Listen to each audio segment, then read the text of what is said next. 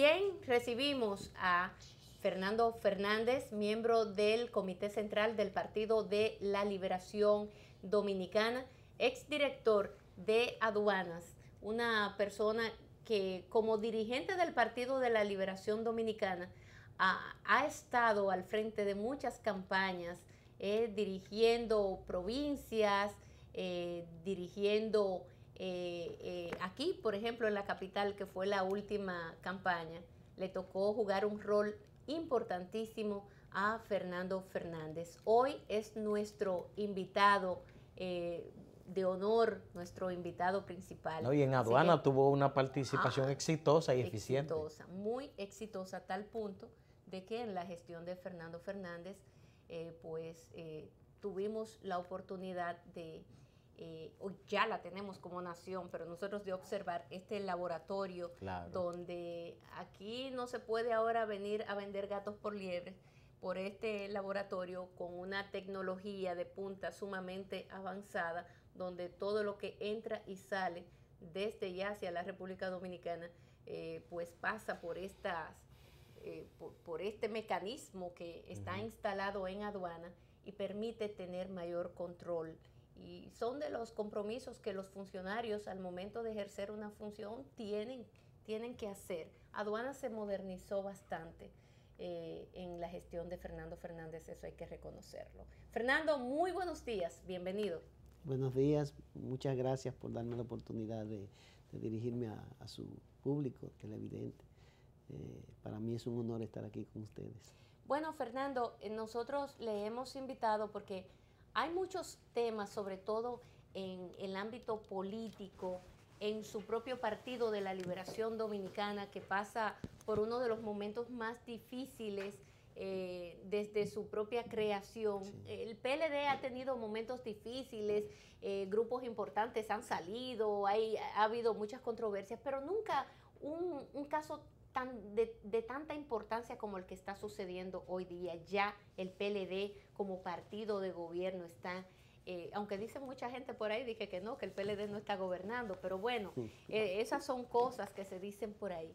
¿Cómo analiza Fernando a propósito de que el caso Odebrecht ha llegado a tal punto y el manejo que se le ha dado, que hay por lo menos 2 miembros del comité político que en este momento guardan prisión? Uno de ellos prisión domiciliaria, en el caso de Radamés Segura, en el otro, Temístocles Montaz, prisión en Najayo. Pero igual que él, otros miembros importantes que también hoy guardan prisión de manera un tanto cuestionada por la sociedad dominicana. Pero ¿cómo me analiza y cómo ve Fernando este proceso que se está dando? Y también cómo se siente el compañero y el militante de esa organización que tiene tantos años al lado de estas personas que hoy guardan prisión. Bueno, yo voy a empezar por lo último. Como cualquier PLDista que ha pasado 37 años militando en el partido, y militando de verdad, porque en el PLD no es que tú te anotas, ese PLD de antes, no, que tú te anotas eso y, no era y ya. fácil. No, eso era que tú tenías que dejar los estudios a los hijos, a la familia, a todo el mundo y dedicarte a hacer política. Y los fines de semana también. Partidaria. No, eso era diario porque tú tenías que vender el periódico o recaudar. Esfuerzo concentrado. Todo eso. Reuniones. Entonces, subirte en un poste de luz a poner un cruzacalle cuando se permitía eso, ¿no? Cuando uno milita por 37, 38 años en un partido político como el PLD y ve lo que está pasando, uno no puede más que perder, es como perder a un familiar, uno se desmoraliza. Entonces yo siento que una gran parte de ese PLDismo que se formó como políticos, que don Juan decía que nos formamos como líderes, ¿no? Ese PLDista obviamente en el día de hoy no se siente a gusto, no se siente conforme, no se siente muy bien, que digamos. En el caso mío, que tuve la oportunidad incluso de advertir de esto, porque yo siendo director de aduana, recuerdo que en una ocasión, en el mes de julio, me hicieron una pregunta con motivo de una reunión del comité político, y yo advertía que nuestros compañeros no debían emborracharse de poder.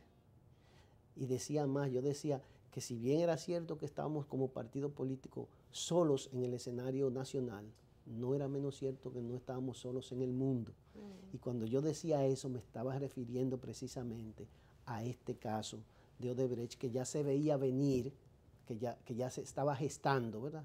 Una actitud desde fuera del país de que se tenía que perseguir a gente que estaba haciendo lo indebido en el terreno comercial. Entonces uno no se siente bien, porque además cuando tú adviertes, cuando tú ves venir el problema, y nosotros como PLDistas, como políticos, nos prepararon para eso, para poder ver un poco más allá de lo que ve el común sí, de los humanos, ¿no? Cuando tú ves venir el problema y adviertes del problema y después ver que el problema llegó, y que llegó hasta el punto que ahora tenemos a 5 compañeros del Comité Central prácticamente al borde de la prisión, y ya 3 de ellos, o 3 de ellos sí, en prisión realmente.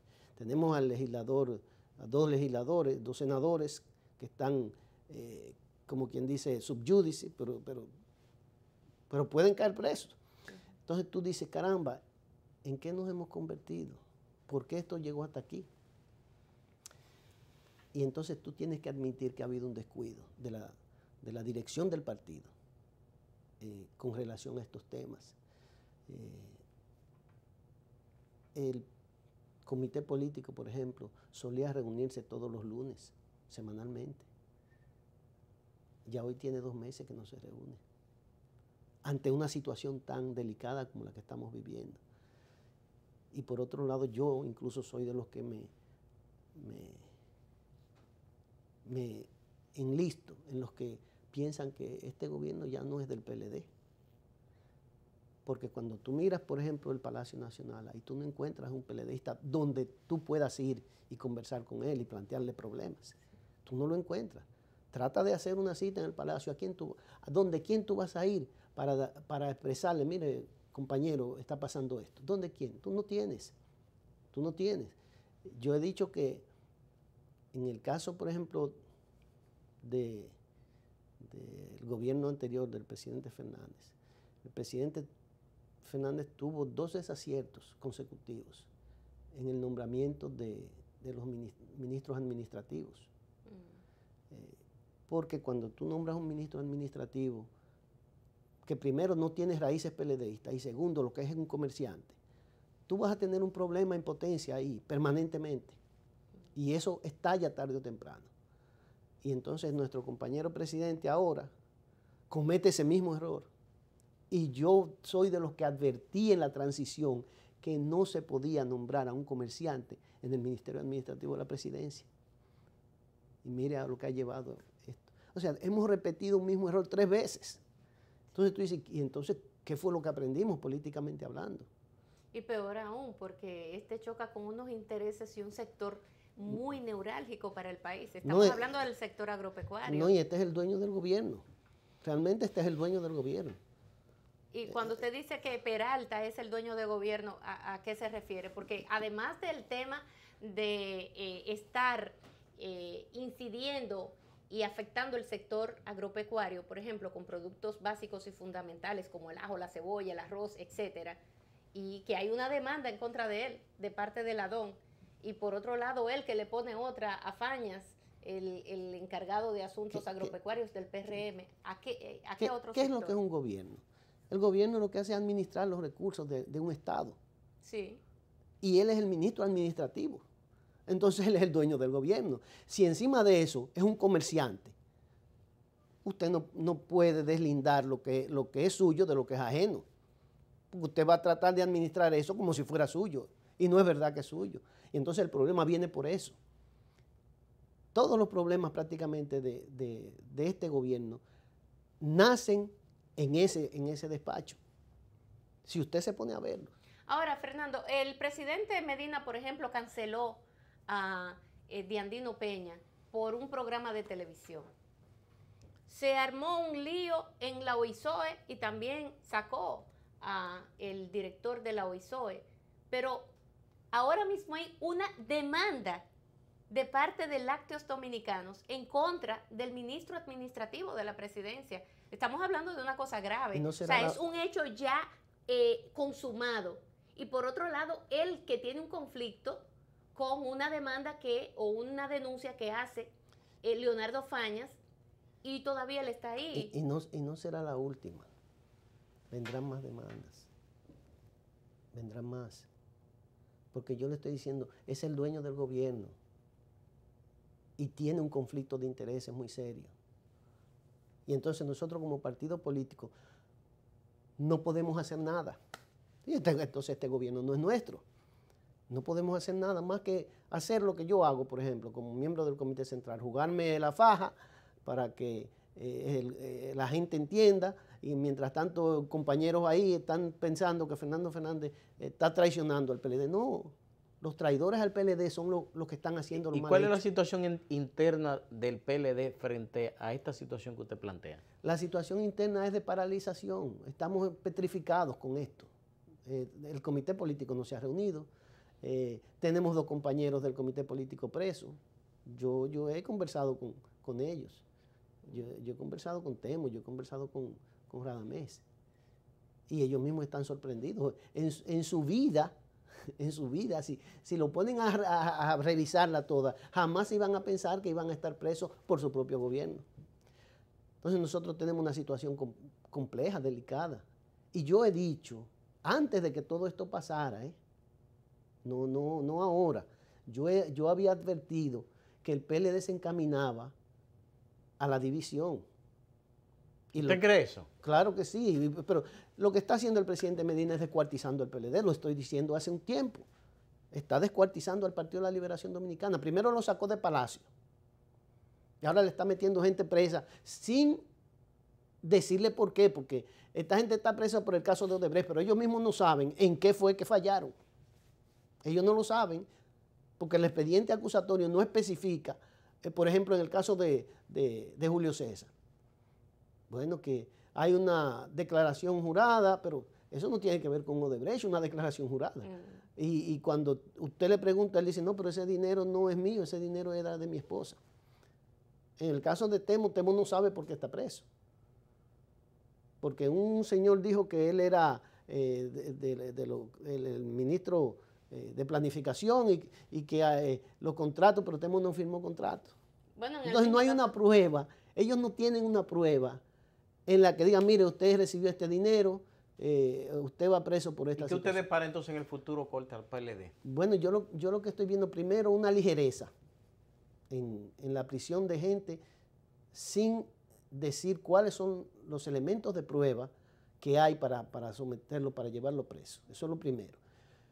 Lo segundo, una prisión innecesaria, porque es una prisión preventiva de un hombre que no se va a mudar del país, porque Temo, usted no va a encontrar a Temo muriéndose en una isla en el Pacífico. Eso no es verdad. Temo no tiene a dónde ir. No, así es. Y Radamés Segura es un hombre también que está enfermo, que no tiene a dónde ir. Ese es lo que quisiera, estar en su casa para morirse en su casa tranquilo. Y así lo coge uno a uno. El presidente del partido del PRM, por ejemplo. ¿A dónde se va a ir ese señor?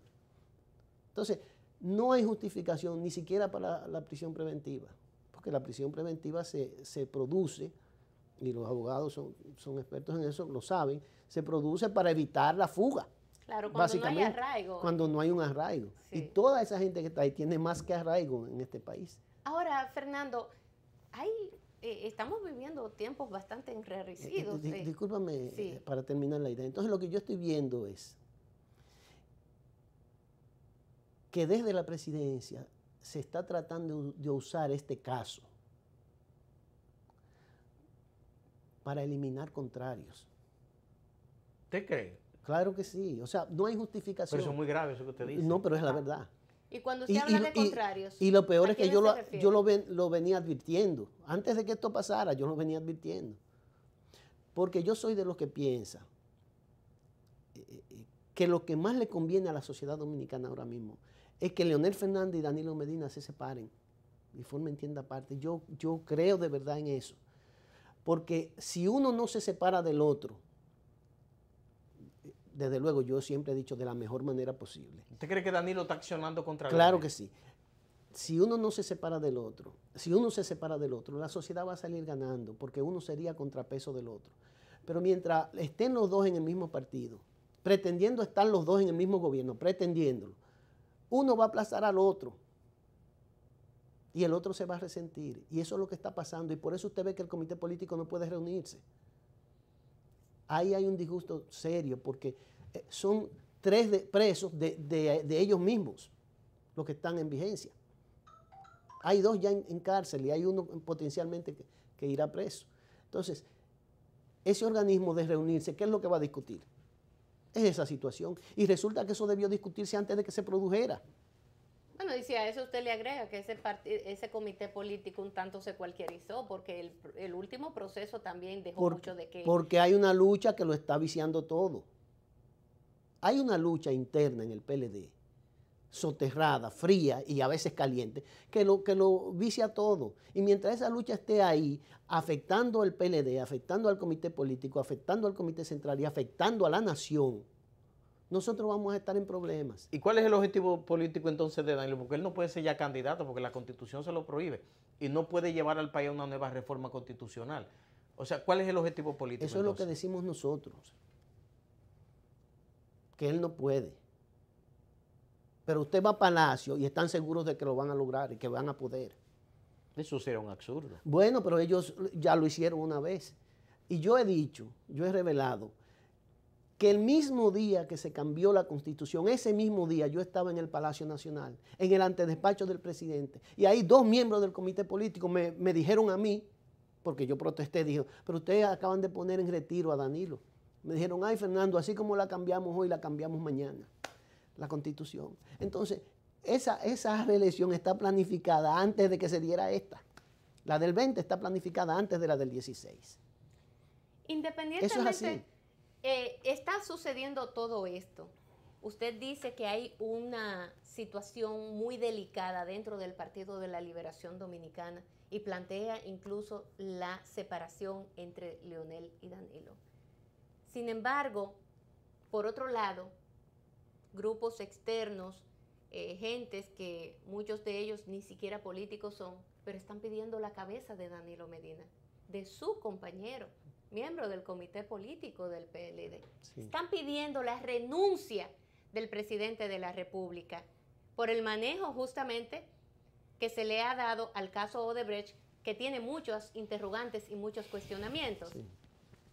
¿No considera, Fernando, que también, por otro lado, se pudiera plantear la idea de que ese PLD pudiera venir a darle la mano a Danilo Medina y en caso de que el propio Danilo Medina diga, mire, compañero Fernando, yo quiero que usted venga de nuevo, que me dé una oportunidad a mí como compañero, pero también como jefe de este gobierno, a que usted, tanto usted como todos los que son parte del Partido de la Liberación Dominicana, se sientan integrados al gobierno? Eso no va a pasar, Nancy. Eso no va a pasar porque es que hay una decisión desde el presidente de la República, desde el Palacio,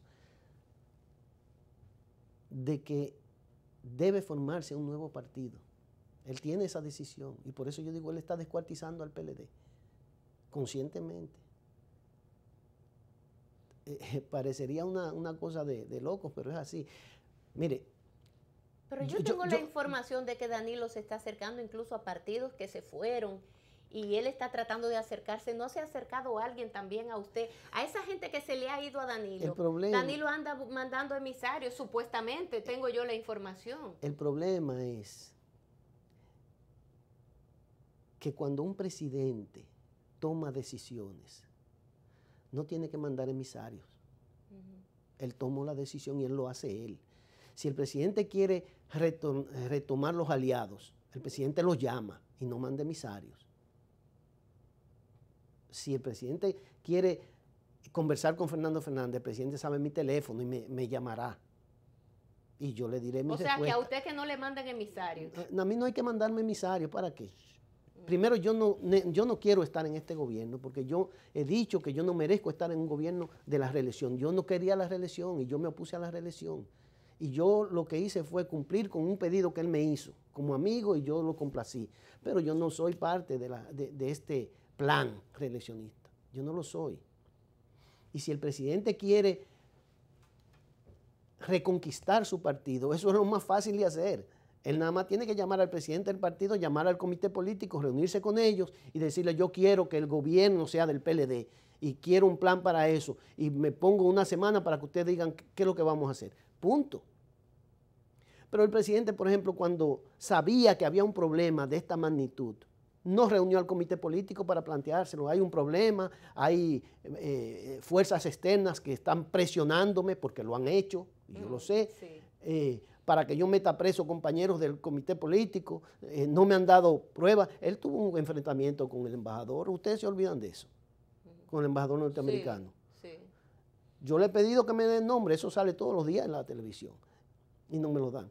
¿Por qué él no llevó esa problemática al comité político? Y a lo mejor los compañeros seguramente del comité político iban a colaborar con él y le iban a dar ideas. No, él se sentó en su silla y llamó a un comerciante que tiene ahí al lado a dos puertas. Sí, a dos puertas, y con ese se puso de acuerdo para seguir haciendo visitas sorpresa los domingos en lo que el otro manejaba el gobierno. Así no puede ser. Eso no puede ser. Mire, este gobierno ha llegado a un punto a una situación tal que solamente tiene 11 meses y parece que ya tuviera 11 años. Sí. Hay un estancamiento hasta de ideas. Y este país no necesita eso. Este país necesita creatividad, necesita innovación, necesita movimiento en todos los ámbitos de su vida. Porque este es un país de gente joven. Y sin embargo, usted los ve a todos, toda esa juventud en los barrios, no hayan qué hacer. Porque esa paralización que se tiene desde el mismo centro de poder arropa todo. Entonces, así no podemos avanzar. Y esa contradicción entre la juventud que tenemos inactiva y un gobierno que quiere ser un gobierno mejor, pero no lo es, esa contradicción tarde o temprano va a estallar. Yo no digo que el presidente deba renunciar, no, el presidente no debe renunciar porque él fue escogido, mal o bien, por 4 años. Entonces nosotros tenemos que respetar por lo menos lo que es la institucionalidad. Pero tienen que cesar sus planes reeleccionistas, porque eso está haciendo daño en la sociedad.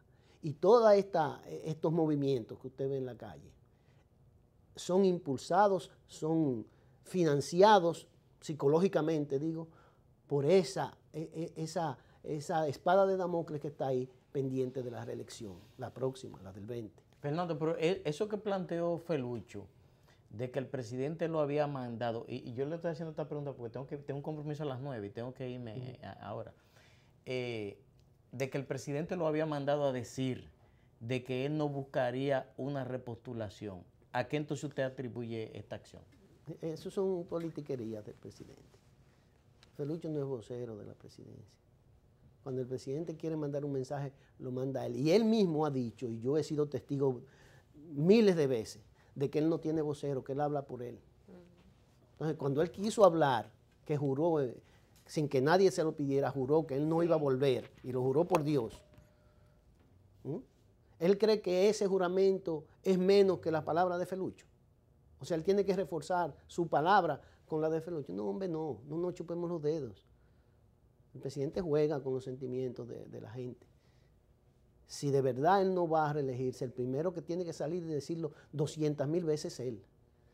El problema es que él lo dijo tanto en su campaña del 2012 y lo dijo tanto entre el 2012 y el 2016 que ya la gente no le cree, esa es la verdad. Ahora, ¿qué relevancia? Yo me preguntaba aquí, Fernando, ¿qué importancia tiene que apenas a 8 meses, 9 meses de gobierno, ya Danilo esté mandando a decir con un miembro del comité político que él va o no va? O sea, ¿qué importancia política puede tener esto?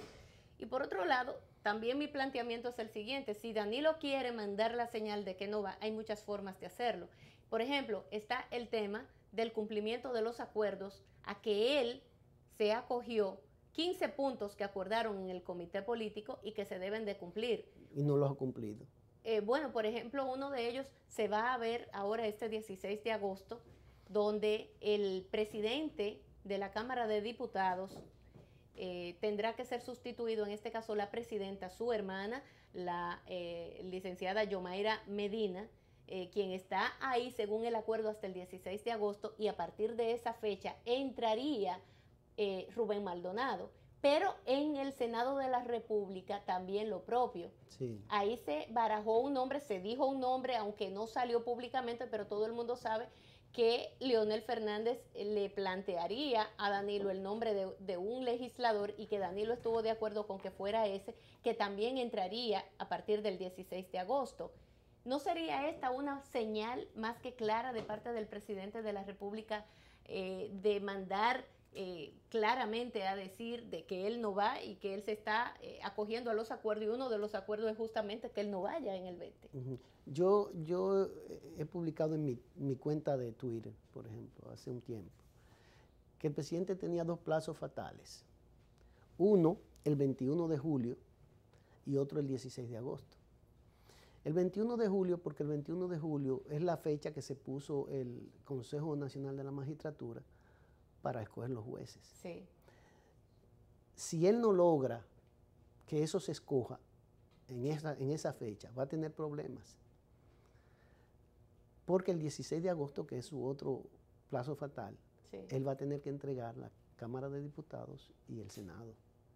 Y una vez entregue esas dos posiciones, él pasa a tener una minoría absoluta en el Consejo Nacional de la Magistratura. Y una de las tareas fundamentales que él se dio fue el control de las altas cortes. Entonces, él va a perder ese control si eso no se produce el 21 de julio y si él pierde las cámaras el 16 de agosto. Y eso está en los acuerdos. Pero también está en los acuerdos los candados a la Constitución. Y él ha sido renuente a cumplir con eso. La prisión de estos compañeros del comité político, el sometimiento de precandidatos del partido, porque ahí hay 3 o 4 precandidatos a la presidencia. Sí. La fecha del 21 de julio y la fecha del 16 de agosto van a definir lo que va a pasar en los próximos 2 años. Entonces, esos son plazos fatales que el presidente tiene. El presidente está haciendo lo indecible porque esas fechas no lleguen sin que él haya cumplido con su objetivo de tomar mayorías en las altas cortes.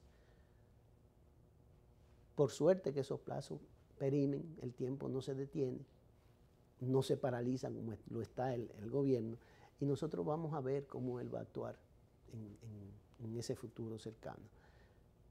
De ahí va a depender todo.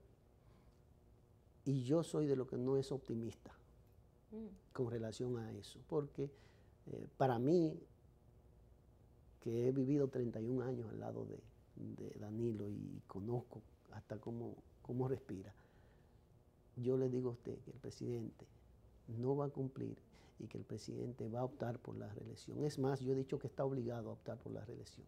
¿Y por qué cómo que está obligado? ¿Por qué? Porque se han metido en líos.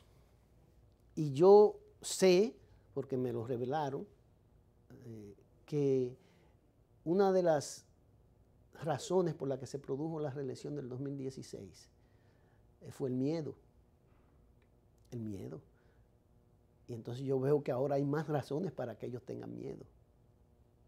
Antes, del 12 al 16, no se había sometido al ministro de la Presidencia a la justicia. No. Ni se le había acusado de nada. O sea que el ministro administrativo de la Presidencia, este es apenas el principio de muchas cosas que pudiera él estar haciendo travesuras y que no se han conocido, públicamente. Que se van a ver en justicia, porque lo que yo digo es, y el mismo Danilo decía eso, si usted no quiere que se sepa algo, no lo haga.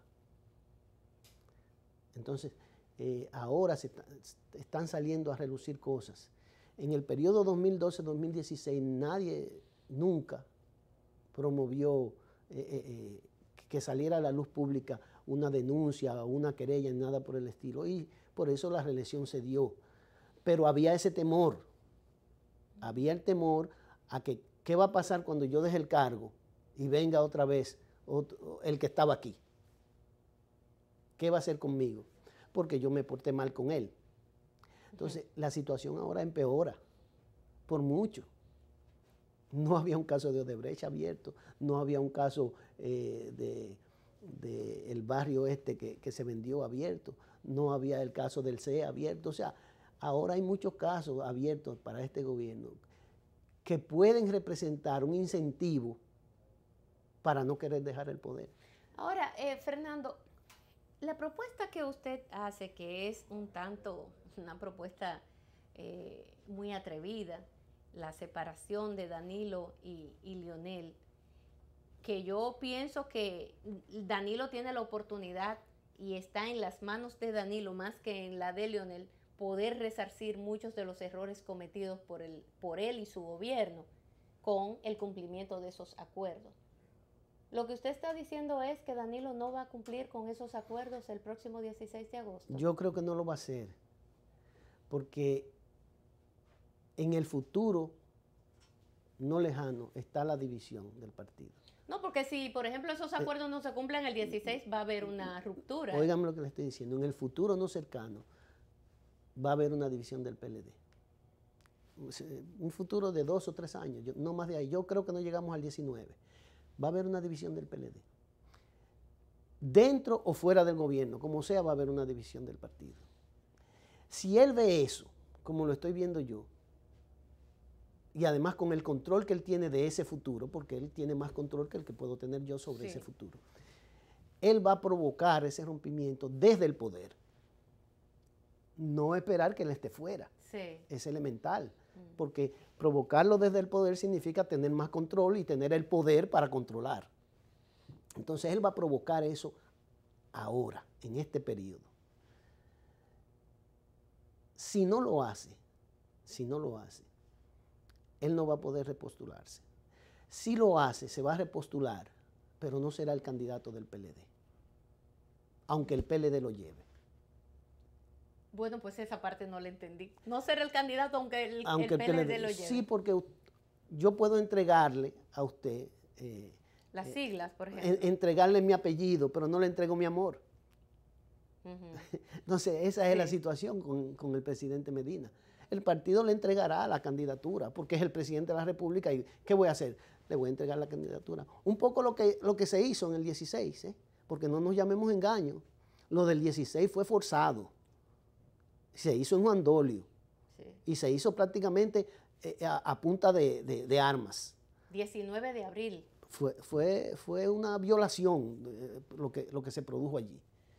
Entonces, ahora va a ser peor.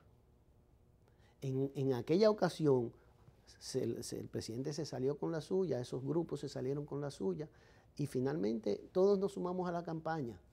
En la próxima ocasión no será así. Podrán salirse con la suya, pero nadie se va a sumar a algo que no es propio. Entonces, es un poco lo que está pasando con este gobierno. Yo me admiro porque todavía hay gente que dice, no, el presidente no debe renunciar. Pero el presidente ha hecho para que le pidan la renuncia. Él ha cometido errores. Eso está ahí. Lo que ocurre es que nosotros no podemos sumarnos a esa campaña porque entonces vamos a perder todos. Sí. Y no es de eso de lo que se trata. Ahora, el PLD como partido, mire lo que pasó. Cuando el presidente necesitaba el apoyo del PLD, reunieron el comité político. Y un día salió el comité político, su última reunión prácticamente, apoyando al presidente Medina. Eso pasó. Y luego reunieron al comité central. Y lo único que salió de ahí fue el apoyo del comité central al gobierno del presidente Medina. ¿Y cómo le pagó el presidente al partido? Le metió 5 de sus miembros del comité central presos. 3 o 4 semanas después de eso. Entonces, nosotros tenemos que aprender de los hechos. no de las promesas, de los hechos. Y los hechos todos indican que el presidente Medina tiene un plan para descuartizar el Partido de la Liberación Dominicana. Pero por suerte, como usted dice, y yo también he retuiteado, tenemos dos fechas que son cruciales, 21 de julio y 16 de agosto, donde se puede definir todo. Bueno, pero también se puede adelantar todo, porque la ruptura pudiera darse no en el 19, sino en el 17. Yo creo que él lo va a adelantar. Yo creo que él lo va a adelantar. Y eso es lo que nos va a decir a nosotros definitivamente si el presidente está o no está en reelección, de lo cual yo estoy convencido. Todo indica que se va a producir el proceso reeleccionista otra vez.